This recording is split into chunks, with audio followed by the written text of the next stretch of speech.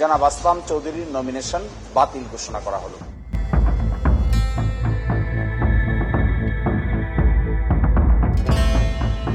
জাতীয় সংসদ দেশের সর্বোচ্চ আইনসভা, যেখানে বসে দেশের কোটি কোটি মানুষের ভাগ্য নির্ধারণ করেন নির্বাচিত জনপ্রতিনিধিরা, প্রণয়ন করেন যুগান্তকারী সব আইন। কিন্তু সেই পবিত্র আইনি ফ্লোরেই যদি এমন ব্যক্তিরা আসন গ্রহণ করেন যারা সাধারণ মানুষের আমানত আত্মসাতের সাথে সরাসরি জড়িত, তবে জনগণের শেষ আশ্রয়স্থল আর কোথায় থাকে? ঠিক এই ভয়ঙ্কর প্রশ্নটি সম্প্রতি জাতীয় সংসদে অত্যন্ত সাহসিকতার সাথে তুলে ধরেছিলেন ছাত্র জনতার গণ অভ্যুত্থানের অন্যতম রূপকার হাসনাত আবদুল্লাহ এবং Nahid Islam. Open source intelligence বা ডেটা অ্যানালাইসিস থেকে দেখা যায়, বিগত কয়েক বছরে দেশের ব্যাংকিং খাতে এক নীরব ধ্বংসযজ্ঞ চালানো হয়েছে। আর এই ধ্বংসযজ্ঞের হোতাদের দিকেই সংসদে দাঁড়িয়ে সরাসরি আঙুল তুলে এক বিস্ফোরক অভিযোগ করেছিলেন এই তরুণ নেতারা। তারা স্পষ্ট ভাষায় জানিয়েছিলেন, যারা জনগণের ঘাম ছড়ানো টাকা ব্যাংক থেকে অবৈধভাবে সরিয়ে আজ জনপ্রতিনিধি সেজেছেন, তাদের সাথে একই সংসদে বসতে বা সিট শেয়ার করতে তারা চরম অস্বস্তি ও লজ্জা পান। অনেকেই হয়তো তখন ভেবেছিলেন এটি তরুণ নেতাদের নিছক কোনো আবেগী বক্তব্য, কিন্তু না দর্শক, তাদের সেই প্রতিবাদের পর রাষ্ট্রযন্ত্রের ভেতরে যে বিশাল কম্পন তৈরি হয়েছে তার বাস্তব প্রমাণ এবার সবার চোখের সামনে। হাসনাত এবং নাহিদ ইসলামের সেই কঠোর অ্যাকশন এবং হুঁশিয়ারির পর এবার সরাসরি নিজের এমপি পদ হারালেন বিএনপির হেভিওয়েট নেতা এবং চট্টগ্রাম 4 আসনের নবনির্বাচিত সংসদ সদস্য আসলাম চৌধুরী। এই নতুন বাংলাদেশের স্বপ্নই দেখেছিলেন আপামর জনতা, যেখানে ক্ষমতা কিংবা অর্থের দাপটে কেউ আইনের চোখ ফাঁকি দিতে পারবে না। ছাত্র জনতার সেই ঐতিহাসিক গণ অভ্যুত্থান শুধু ক্ষমতার পথ পরিবর্তন করেনি, বরং রাষ্ট্রের প্রতিটি স্তরে জবাবদিহিতার এক নতুন মাপকাঠি তৈরি করেছে। তরুণ প্রজন্মের এই সাহসী নেতৃত্ব আজ প্রমাণ করেছে যে পুরনো দিনে সেই অস্বচ্ছ রাজনৈতিক সংস্কৃতি আর চলবে না।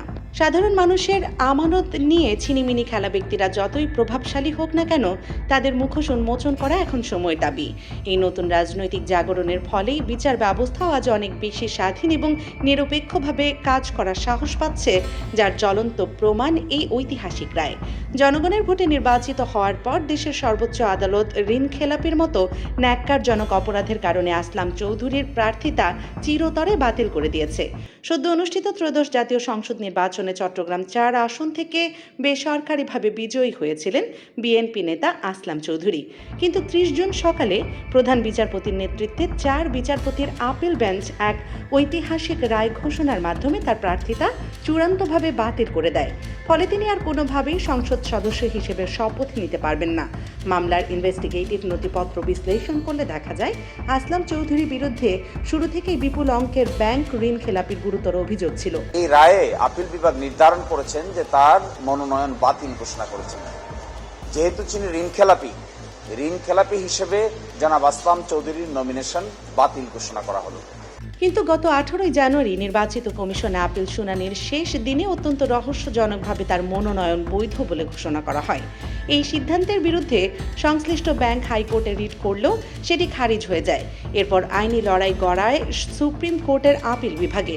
ব্যাংক কর্তৃপক্ষের পাশাপাশি হাইকোর্টের আদেশের বিরুদ্ধে লিভ টু আপিল দায়ের করেন ওই আসনের জামায়াতে ইসলামী প্রার্থী মোহাম্মদ আনোয়ার সিদ্দিকী। গত 3 ফেব্রুয়ারি আপিল বিভাগ লিভ টু আপিল মঞ্জুর করে আসলাম চৌধুরীকে নির্বাচনে অংশ নেওয়ার সুযোগ দিলেও একটি কঠোর শর্ত জুড়ে দেন।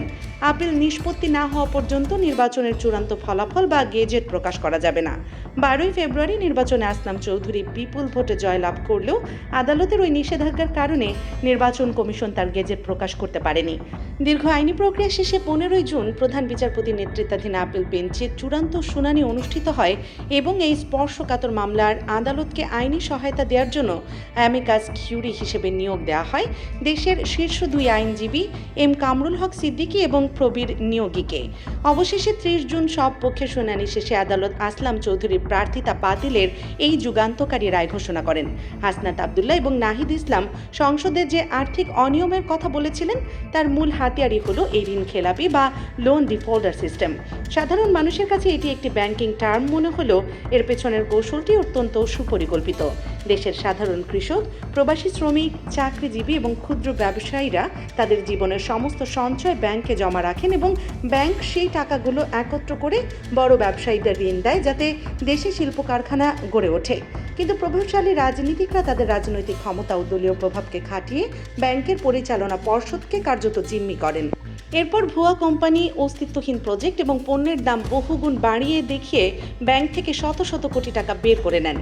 এই টাকা তারা দেশের কোনো উৎপাদনশীল খাতে বিনিয়োগ না করে হুন্ডি বা আন্ডার ইনভয়েসিংয়ের মাধ্যমে পাচার করে দেন বাইরের দেশে, আর টাকা ফেরত দেওয়ার সময় নিজেদের দেউলিয়া ঘোষণা করেন।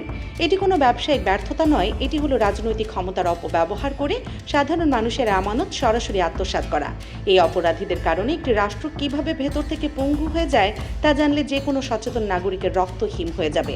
হাজার হাজার কোটি টাকা পাচার হয়ে যাওয়ার ব্যাংকগুলো চরম অর্থ সংকটে পড়ে। হাজার হাজার কোটি টাকার পাচার হয়ে যাওয়া ব্যাংকগুলো চরম অর্থ সংকটে পড়ে। সাধারণ মানুষ তাদের জমানো টাকা তুলতে গিয়ে খালি হাতে ফেরে। ব্যাংক বাঁচাতে সরকার বাধ্য হয়ে জনগণের ট্যাক্সের টাকায় বেল আউট করে অথবা নতুন টাকা ছাপিয়ে বাজারে ছাড়ে, যার ফলে হু হু করে বেড়ে যায় নিত্য প্রয়োজনীয় জিনিসের দাম। অর্থাৎ একজন দুর্নীতিবাজ রাজনীতিবিদের আর্থিক অনিয়মের চরম শাস্তি ভোগ করতে হয় রিকশাওয়ালা থেকে শুরু করে মধ্যবিত্ত সবাইকে। অন্যদিকে অর্থের অভাবে দেশের সৎ ব্যবসায়ীরা ব্যবসা সম্প্রসারণ করতে পারেন না, ফলে বেকারত্ব বাড়ে এবং দেশের অর্থনীতি স্থবির হয়ে পড়ে। গণপ্রজাতন্ত্রী বাংলাদেশের সংবিধানে ঋণ খেলাপিদের বিরুদ্ধে অত্যন্ত স্পষ্ট এবং কঠোর আইন রয়েছে। সংবিধানের ৬৬-২ গ অনুচ্ছেদ এবং গণপ্রতিনিধিত্ব আদেশ ১৯৭২-এর ১২ নম্বর ধারা অনুযায়ী কোনো ব্যক্তি ব্যাংক বা আর্থিক প্রতিষ্ঠানে ঋণ খেলাপি হলে তিনি কোনোভাবেই জাতীয় সংসদ নির্বাচনে প্রার্থী হতে পারবেন না। এ আইন এত কঠোর হওয়া সত্ত্বেও বিগত দশকগুলোতে দুর্নীতিবাজরা আইনি ফাঁক ফোকর ব্যবহার করে নির্বাচনের ঠিক আগে উচ্চ আদালত থেকে স্থগিতাদেশ নিয়ে আসতেন এবং ভোটে দাঁড়িয়ে যেতেন। কিন্তু এবার দেশের সর্বোচ্চ আদালত প্রমাণ করে দিল যে জনগণের ভোটে নির্বাচিত হলে কেউ আইনের ঊর্ধ্বে চলে যেতে পারবেন না। জনপ্রিয়তার দোহাই দিয়ে জনগণের অর্থ আত্মসাতের মতো জঘন্য অপরাধকে জায়েজ করার দিন শেষ।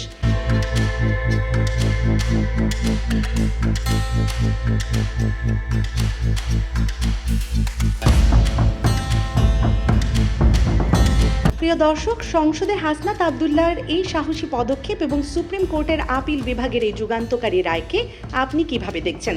আসলাম চৌধুরীর প্রার্থিতা বাতিল করে কি দেশের বিচার ব্যবস্থা একটি সঠিক দৃষ্টান্ত স্থাপন করলো?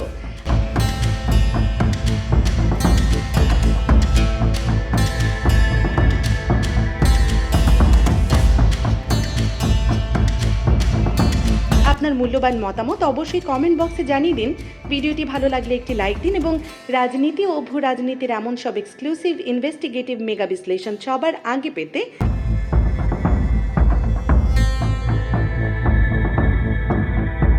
দেশ নিউজ 24 চ্যানেলটি এখনই সাবস্ক্রাইব করে বেল আইকনটি বাজিয়ে রাখুন। দেখা হচ্ছে পরবর্তী কোনো ভিডিওতে। আল্লাহ হাফেজ।